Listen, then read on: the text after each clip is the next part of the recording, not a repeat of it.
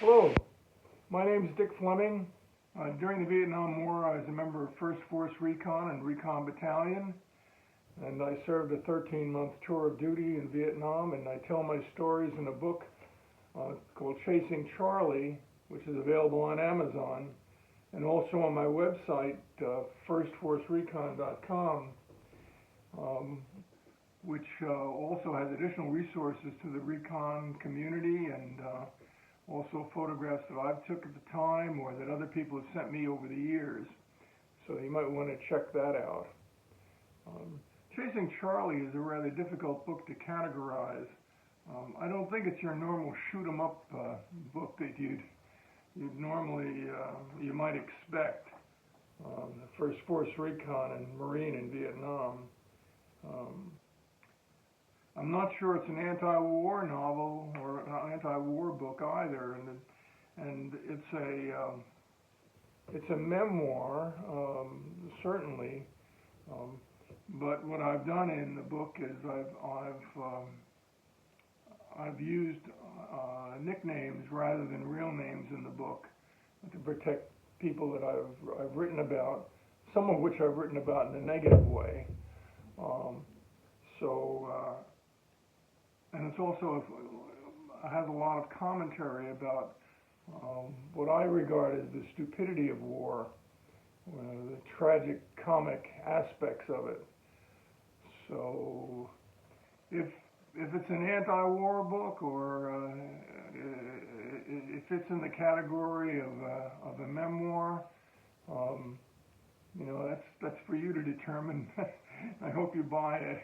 Help me feed my dog Huck. So today I'm going to tell you about my flight to Vietnam and my first day in country. I was at the time stationed in Camp Pendleton. I had just finished my leave finally after being in the Marine Corps almost 8 months without being off a Marine Corps base. I had gone through one school after another, and I had been in training, and even after I finished jump school at Fort Benning, I still didn't get any break. And then I was sent home for a 2-week leave. Then I took a flight to Camp Pendleton, where they processed me for Vietnam. So Camp Pendleton was in a arid country and arid part of the state, and we did a few training missions, but mainly it was just we were waiting to get our flights out, and we were allowed to go off base. But unfortunately, someone had broken into my locker and stolen my wallet with all my money in it. So I couldn't go anywhere. The other guys went to Mexico and Tijuana. And they came back with all kinds of lurid stories of their escapades there. And it's probably a really good thing that somebody stole my wallet. I wasn't involved in any of that. I just sat on my cot in the base, and I didn't have enough money to buy myself a soda. So, I thought about this. How this guy who stole my money, was he going to be sent to Vietnam too? And how could you live with that on your conscience to steal somebody's money knowing that they were going to be sent to Vietnam? How could that money give you any pleasure at all? But that's just my idea on it. I'm sure he thought of it, whoever stole it, thought of it as a real boony for them. About 6 months later, after I'd been in Vietnam for 6 months later, the FBI arrived at my parents' house, and the 2 agents came up to my father and wanted to know where I was, because someone had been using my credit card and my identity on a crime spree throughout the Southwest. Well, of course, that's what I had a pretty good alibi there because I was slogging through the boonies in Vietnam. And I wasn't enjoying myself in somewhere in Southwest America. Well, so eventually I got my tickets. They processed me, and I had my tickets for Vietnam. And we boarded a plane, and we were going to be flown to Hawaii. And it was a long flight, typical flight, and we probably had 100 Marines on board a 747 or whatever we were flying, 727 probably at the time.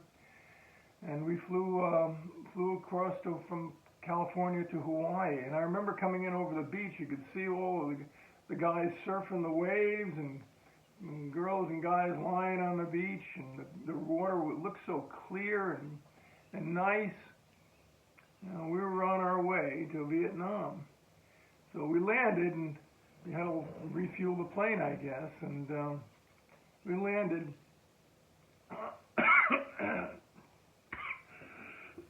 Excuse me. And we disembarked,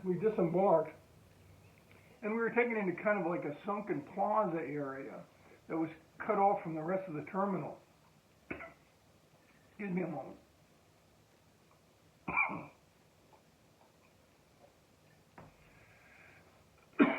And on the ramps above it were all these vacationers with their children, their baggage, and they would peer over the railing at us down there and below them, and we were all clustered together. There's no place to sit or anything. So we're sprawled around, hardly just waiting for our plane. And some of the Marines were looking up at them, and we really felt like you were in a cattle pen. And they started going moo, moo, and the sergeant was trying to keep them quiet. Moo, moo. We're all corralled down there, and everybody's looking at us over the railing there. So eventually, before things got any more raucous, they loaded us back onto the plane again. And so we got on there, and of course the Marines, being what they are, they're trying to make time with the stewardesses on the plane,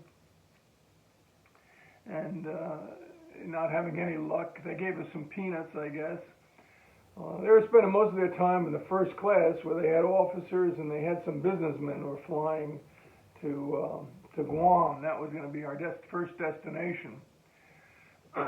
So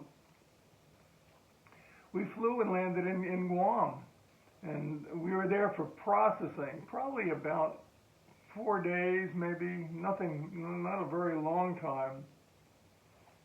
We all had our sea bags with us, loaded with our stuff from the States, civilian clothes, our uniforms, Marine Corps uniforms, just basic stuff, but quite a lot of it. We probably 80 pounds worth of gear that we were carrying along there. And when we got there, they told us to put all of our civilian stuff into boxes, and it was labeled with our name and date and our number, military number. I still remember mine, 2293031. It's easy to remember, 293031. I was lucky. So we loaded they put all of our stuff in bags, and at that time the only thing we had left in our sea bags was just a few things. And then they started allocating us additional camouflage uniform. Not the camouflage; it was just a regular uniform for the utility uniform for Vietnam. We still had our regular boots, not the jungle boots, but the regular boots we had, and some other stuff, but not a lot. Maybe 10 or maybe. I don't know, maybe 30 pounds worth of stuff, that we carried now in our bag. the rest of the stuff was going to be stored in Guam until we returned, or so they said. So I'll tell you about that in another story. So we all then received word that we were going to be boarding another plane to Vietnam. And once again, you know, it was a commercial flight that had been paid for by the government.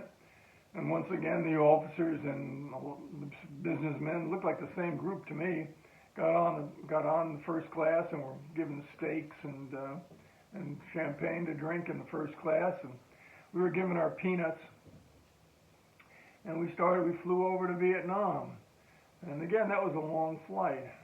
But when we passed over the beach in Vietnam, you know, and the pilot started to descend, you know, you started to get this feeling of in your stomach of dread, I guess.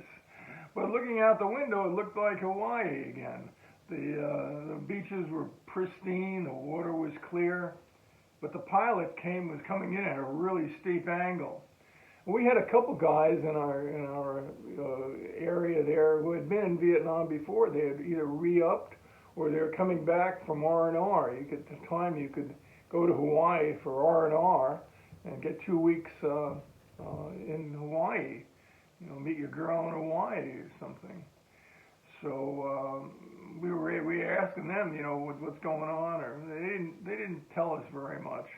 You know, there was rumors going around that we might be rocketed coming in or shot at, but we weren't. But the plane came in really steeply and landed, and then taxied over to the side of the runway where there was a big Quonset hut, and we all disembarked. We had our duffel bag there with 40, 50 pounds of gear, and disembarked. And we all went into this Quonset hut. And there were benches on there you could sit, not very comfortable, and it was hot as hell in there. And the sun was breaking down, and I still remember, you know, leaving the plane, and when the doors opened, you had that smell of a rich smell of kerosene, oil, humid, warm and hot air, you know, depending on where you were. And just the smell was completely different to me than where we were, what we had smelled before, even in Guam. Kind of a little sweet rotting smell. Actually, I learned it was the smell of the jungle later on. But we got out, and the Quonset hut was partitioned into two areas. The area where we stayed on our benches or by the door. I fortunately got placed right by the door that I could crouch down and get a little bit of a breeze. The other half was cordoned off with a glass window, and behind the counter, they had a counter there, and an air conditioning. So they had an air conditioning set up, so they were in the office area there, they were air conditioned. Well, they would read off names, and then the person whose name was called or number was called would go up to the counter there and receive their instructions on where to go in Vietnam. And I was sitting there for quite a while. I guess about 3 or 4 hours. We had come in around 12 o'clock, around 8 o'clock, and I was there at 12 o'clock. I had gradually, as people were leaving, I had gradually moved closer and closer to that open door so I could get a breeze. But you know, there were all kinds of guys in there waiting to be transited, you know, going different places in Vietnam, and some of them were going to be staying in Da Nang. We had flown into Da Nang. I remember one sniper there. We had his rifle, and I just remember the way he was sitting on his rifle, like the gun, the rifle, and he were one entity. Just, you know, that picture flashes in front of my mind when I think about it. You know, I think of him crouching down there with his sniper rifle. But eventually they called out, is anyone jump qualified here? And I got up, and they went over to the counter there, and they said, okay, you're going to go to Camp Reasoner. You know, you get on that 4x4 outside and tell them you want Recon. Okay. I got my stuff, and it was a 4x4 sitting outside, maybe a dozen men in the back, and I jumped on, and we set off through Da Nang City, left the airfield and all the jets there, and went on a road out through Da Nang City. And on either side of the road were these sheds that were set up, Vietnamese vendors selling everything from liquor, cigarettes. They seem to have a specialty. One stand had all liquor bottles, you know, scotch, gin, bourbon, all set up, you know, outside, and just a covering over the top, and they were selling liquor. Other guy had cigarettes and cigars, and they were concentrating on that. And the third one had paintings that he had, you know. They all had something, and it was on both sides of the road as we went down. It seemed like we were in some kind of giant bazaar. It was bizarre, all right, but that was on both sides of the road, you know, for a mile at least, maybe more, as we passed through the center of Da Nang. And as the truck rolled along, very, you know, rather slowly, dropping some guys off and picking some guys up as they went along, these Vietnamese kids would come out in little gangs, and they would say, hey Marine, you come, who twuck? Because I didn't know what it was at the time, but found out later it was, you know, twuck meant cigarettes. And they go, twuck, and you know, there's a big black soldier next to me, and he goes, you know, don't give those little bastards anything. You'll end up with a grenade in your lap. You know, I was searching around for something to give him, but I didn't. That's what he said. Don't give him anything.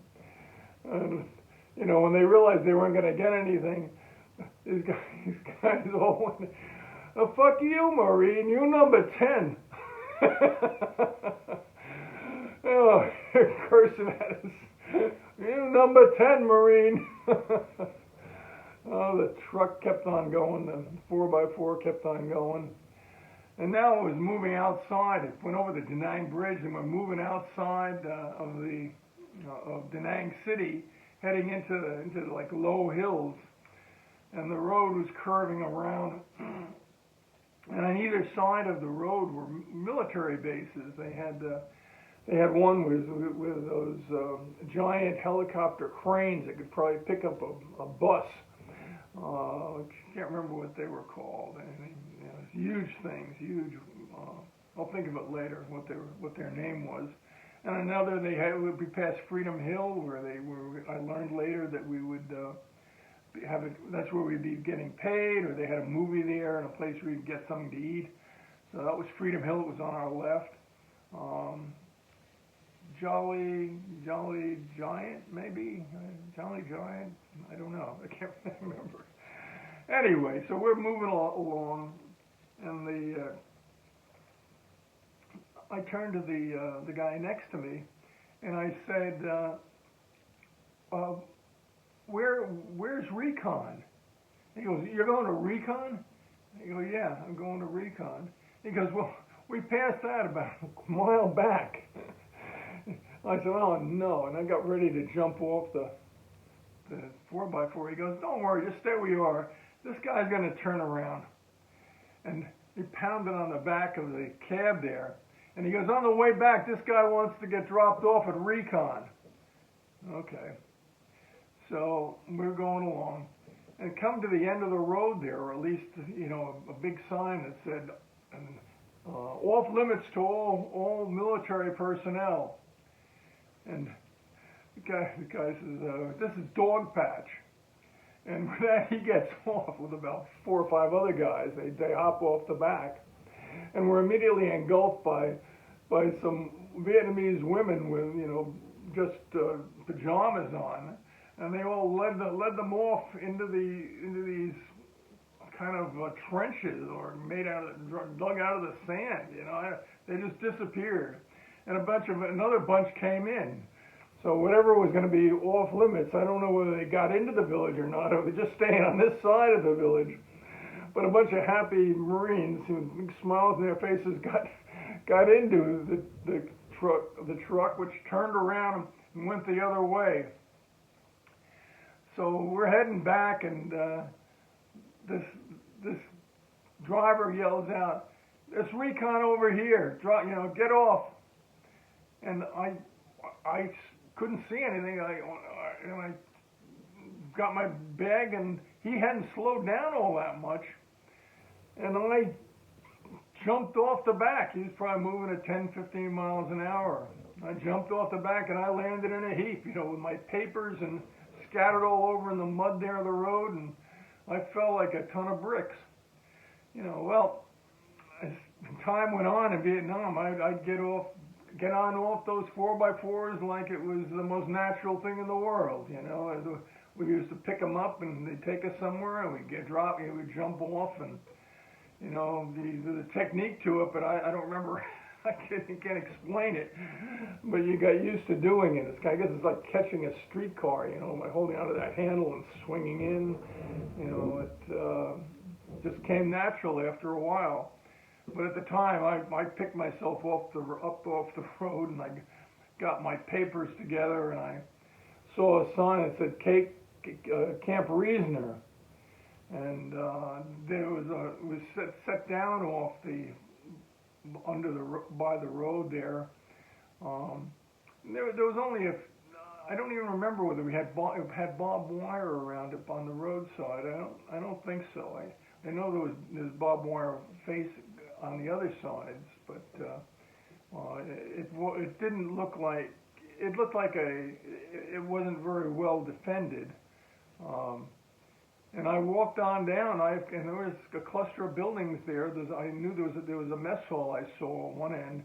And I spotted an American flag in an open area, and I went in, and I saw it had a sign HQ on the door, and I went in, and I was a corporal behind the typewriter there, and he looked up at me, and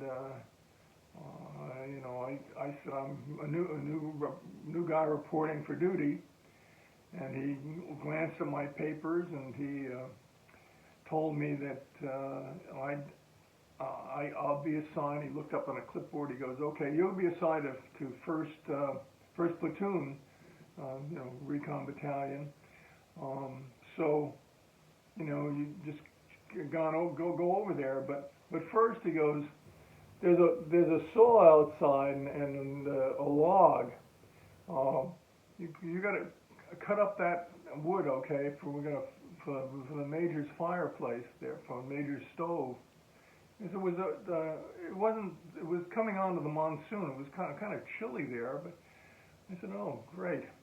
So I'm get out there, and the saw's all rusted, and I'm working away, and I'm trying to cut up some logs, and I don't see anybody. Nobody else is doing anything. Finally, I thought to myself, this guy that was his job to do that, probably not mine. So, the hell with this.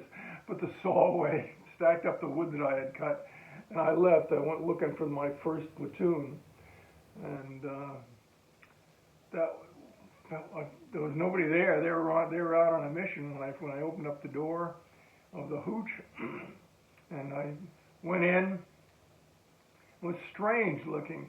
They had created like a little, furniture out of ammunition crates and old wood. And one guy had a little table set up, and another guy had a stereo system, a really expensive stereo system, plugged into the wall. Third one had some sort of curtain set up over his bunk there, made with a parachute made out of parachute cords and stuff. It was really, really bizarre, and it was obvious that that those guys had just kind of left in a hurry. And there was one empty cot at the end there, and I took that cot and laid out my stuff, and just sat back and thought about my first, what happened that first day in Vietnam. And I'll tell you about my second day tomorrow, or in a future video. If you like this one, give me a thumbs up and subscribe to my channel. Thank you very much.